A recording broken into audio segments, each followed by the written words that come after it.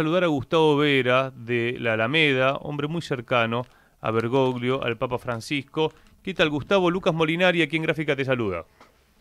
Hola Lucas, ¿cómo estás? Buen día. Bien, bueno, contanos qué sensaciones, qué decir ante el fallecimiento del Papa y su legado. Bueno, en realidad, como nosotros nos escribíamos casi semanalmente a lo largo de 12, 13 años, y de 17 desde que comenzamos a caminar con él, ya a fines de diciembre observaba que su salud se estaba deteriorando, había tenido 2 golpes, vos recordarás, una bronquitis maculada, otra que fue atendida a destiempo.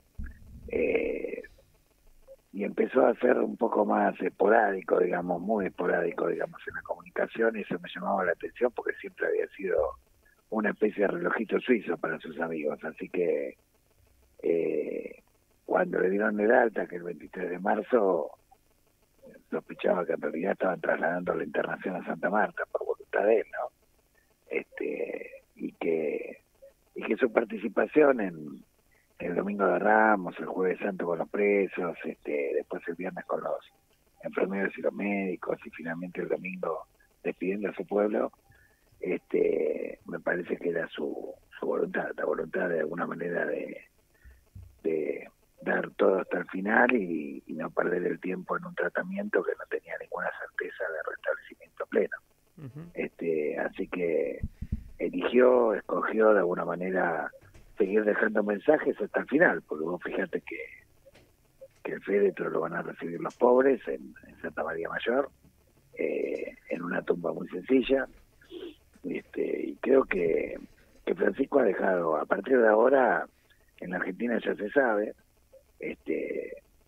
a los profetas los persiguen, los calumnian, los difaman y después hacen estatuas, que es un poco lo que estamos ahora viendo de algunos medios que lo han castigado durante todo su magisterio y ahora fingen de alguna manera emoción por el hombre más importante de la historia argentina.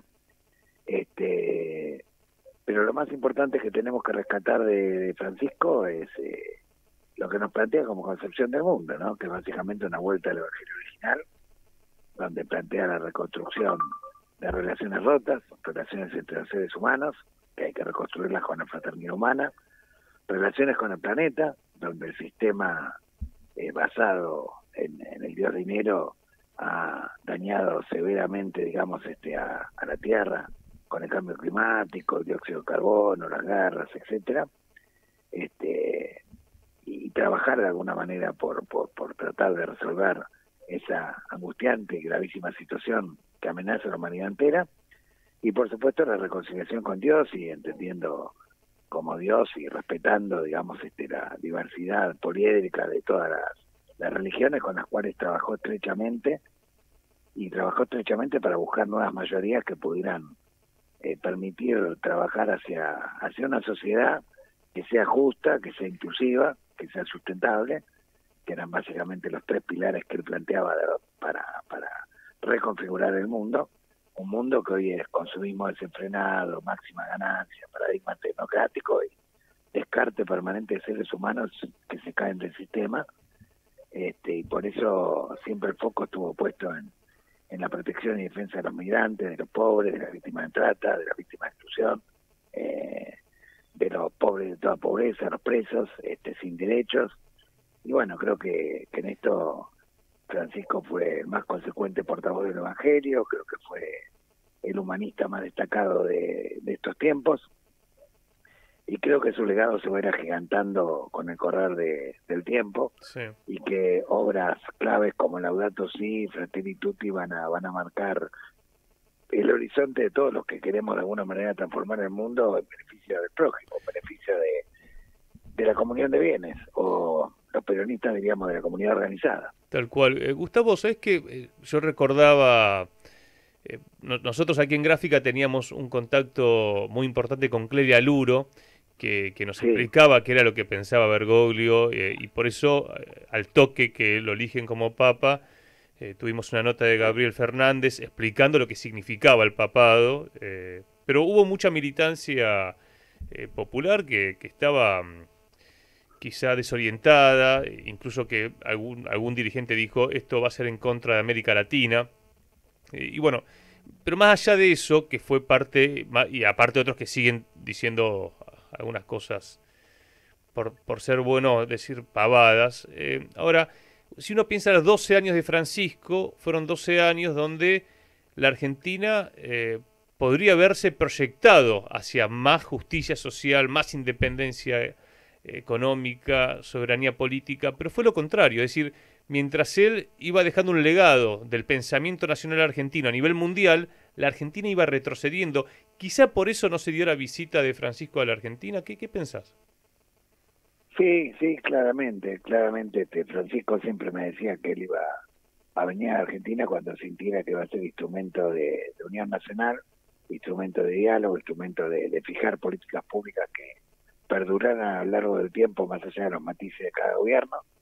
Y esa circunstancia nunca se dio porque siempre había un agrietamiento, también muchas veces prefabricado por los propios medios monopólicos, Sí.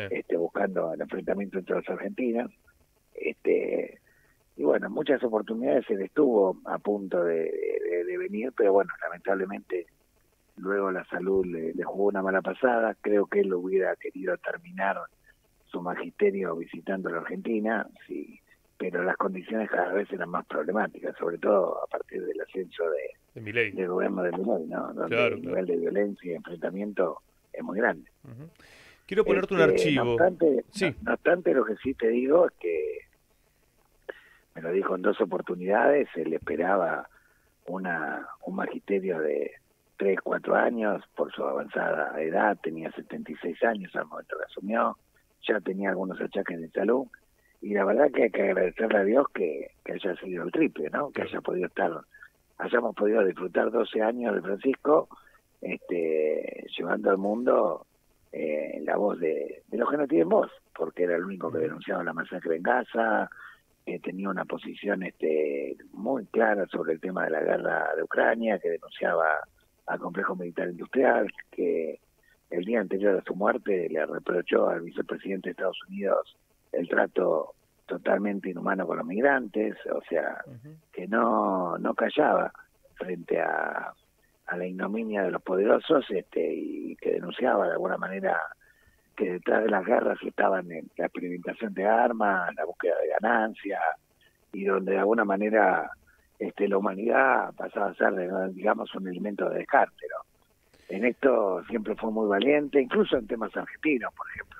Eso te iba a decir, Gustavo, quiero poner un archivo porque ustedes han trabajado mucho antes que él fue Papa, desde la Alameda, con el MTE, y hay una homilía que hace Bergoglio por la trata y la esclavitud en la ciudad de Buenos Aires. Esto es del 23 de septiembre del 2011. ¿Te parece si escuchamos el archivo y después nos contás? Dale. Ciudad pecadora ciudad sufriente, ciudad que no sabe llorar. Buenos Aires necesita llorar. Llorar por la esclavitud de sus hijos, de tantos hijos e hijas que pasaron al volquete y quedaron en la volqueta. En esta ciudad la esclavitud está a la orden del día y bajo diversas formas. En esta ciudad se explota a trabajadores en talleres clandestinos. En esta ciudad se rapta a las mujeres y a las chicas y se las somete al uso y al abuso de su cuerpo. Se las destruye en su dignidad. En esta ciudad hay hombres que lucran y se ceban con la carne del hermano, la carne de todos esos esclavos y esclavas, la carne que asumió Jesús, es la misma, y por la cual hoy Jesús está aquí, vale menos que la carne de una mascota, y eso pasa en esta ciudad. Se cuida mejor a un perro que a estos esclavos nuestros, que se los patea, se los deshace, la gran ciudad de Buenos Aires. Qué actual este discurso. Uno piensa en lo que dicen algunos politiqueros de la ciudad de Buenos Aires, ¿no, Gustavo? Sí, incluso ese mismo año recuerdo que el 27 de marzo hizo una homilía parecida en la puerta del mismísimo taller de Luis Viale, Ujú. a 5 años del incendio, donde murieron aprisionados 5 chicos y una mujer, y que estaba todavía impune. Se cumplían 5 años, y Francisco Bergoglio fue a hacer esa misa, digamos, en la puerta del mismísimo taller, junto con la Alameda, el MTE, costureros, cartoneros, víctimas de trata en el ámbito rural, y también denunció justamente cosas muy similares a las que denuncian esa misa que se hacía recurrentemente desde el 2008 en Plaza Constitución, y no por casualidad Constitución, porque Constitución en aquel momento era el barrio de la ciudad de Buenos Aires más afectado, ¿no? Por mendicidad forzada, talleres clandestinos, prostíbulos, coimas policiales, todo un entramado, digamos, de mafioso, digamos, donde había complicidades del poder. Por lo tanto, él resolvió que todos los años en Constitución se hiciera una misa. Se hacía en septiembre, y en septiembre se hacía no por casualidad tampoco, sino porque se conmemoraba en septiembre la primera norma de lucha contra la trata que había sido sancionada en el mundo, que fue el 23 de septiembre de 1913, la ley Palacios, digamos, que penalizaba, digamos, la explotación sexual por cuenta ajena. Y bueno, y se fueron sumando, digamos, esas misas, los curavilleros, las solatas, las solenatrices, todos los que peleaban de alguna manera a favor de los caídos del sistema y luchaban por recuperar su dignidad.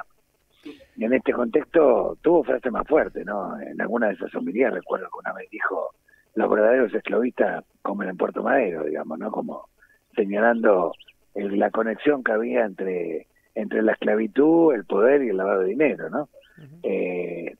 Ciudad Coimera, son frases, digamos, donde él denunciaba muy fuertemente.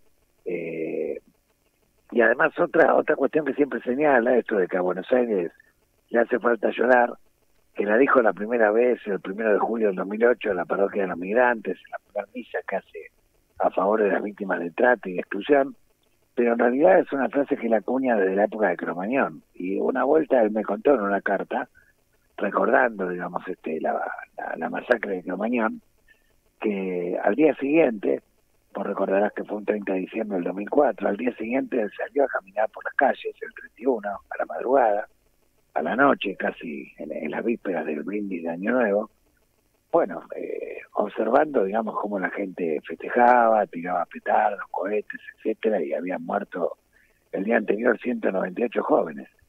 Ahí fue cuando él de alguna manera pensó o sintió que a la ciudad le hacía falta llorar, que evidentemente no registraba el dolor, digamos, que ocurría a su alrededor. Él el día anterior había estado toda la noche en los hospitales, asistiendo, colaborando, y no podía creer lo rápido con lo que habían corrido la página los porteños, o muchos porteños, en relación a esa masacre tan terrible que marcó a la ciudad de Buenos Aires. Finalmente, Gustavo, ¿cómo es el día después en la Iglesia Católica que va a tener que elegir al próximo Papa? Bueno, va a ser muy difícil que intenten retornar a una iglesia encerrada en sí misma, digamos, basada en la pompa del Palacio Apostólico. Francisco ha marcado un camino muy fuerte, tanto en el fondo como en la forma, en la vuelta, digamos, al Evangelio original, y por eso ha tocado el corazón de tantas personas que se habían alejado de la iglesia, y que se habían convertido en agnósticos, ateos, y muchos de los cuales o volvieron a la iglesia o por lo menos empezaron a escuchar con mucha atención lo que Francisco planteaba. Esto nos pasó a nosotros mucho antes de que Francisco asumiera como Papa, por eso sabíamos que lo de Francisco va a ser una revolución. Y te cuento un detalle: el 11 de febrero del 2013, que fue la última vez que yo lo vi a Bergoglio en Buenos Aires, antes de que se convirtiera en Papa. Después lo vi en Roma, pero muchos meses después. Bueno, estábamos conversando y él de alguna manera no reconocía que podía ser uno de los papas. Nosotros estábamos convencidos que sí, estábamos convencidos porque lo sentíamos, y además porque por lo que había pasado en el cónclave del 2005, por el rol preponderantes que él tuvo en Latinoamérica cuando fue el encuentro de Aparecida. Por diferentes temas nos parecía que Bergoglio era uno de los candidatos, aunque todos los medios de comunicación del mundo y sobre todo Argentina lo negaron. En un momento yo le pregunto, bueno, pero si no fuera vos, ¿a vos quién te gustaría que fuera papa? Y me dijo sin dudar Luis Tagle, que Luis Tagle es un cardenal filipino, muy joven, de un trato muy estrecho con los movimientos sociales, con los sindicatos, con los pobres, con los marginados. Yo tuve oportunidad de alguna manera de ver el trabajo de Tagle en 2012, realmente impresionante. Después, bajo el periodo del Magisterio Francisco, estuvo en el Dicasterio de la Fe y después en Cáritas Internacional, trabajando con sectores marginados y excluidos. Y bueno, la verdad que a mí me parece que ese hombre podría ser una extraordinaria continuidad del legado de Francisco. Creo que es el único que está a la altura. Todas las demás candidatos son opciones de alguna manera que retroceden parcial o totalmente, digamos, respecto al legado de Francisco, pero los pobres lo llevan en su corazón a Francisco en las periferias. Vos pensás que los 66, 67 viajes apostólicos fueron casi todos a la periferia, casi ninguna Europa, digamos, salvo para alguna cuestión muy puntual, pero Francisco ha quedado en el alma y en el corazón de las grandes multitudes que son cristianas, y además ha ganado el respeto de todas las fracciones musulmanas, que es la segunda religión más multitudinaria del planeta, con el cual ha construido también un vínculo práctico para defender algunos valores comunes, como la lucha por la paz, como la protección de los migrantes, como la protección del medio ambiente. Y en los encuentros de Abu Dhabi, en los encuentros en Irak, en los encuentros en Indonesia, él de alguna manera tejió, cosió esta unidad, este frente interreligioso, donde, respetando las particularidades de cada religión, apuntaban, digamos, a ejes, a objetivos que sirvieran, digamos, para mejorar la vida del prójimo y para mejorar la sociedad. Por lo tanto, va a ser muy difícil una vuelta atrás. En teoría no tendría que haber una vuelta atrás, porque la mayoría de los cardenales fueron nombrados bajo el periodo de Francisco, los que van a votar ahora. Pero bueno, los vientos de ultraderecha, los lobbies, ya te das cuenta con el funeral, donde va atrás Milei, la presidenta de Italia y un par de mandatarios más que creo que, con excepción de Lula y algunos otros más, la mayoría no eran precisamente seguidores del magisterio de Francisco.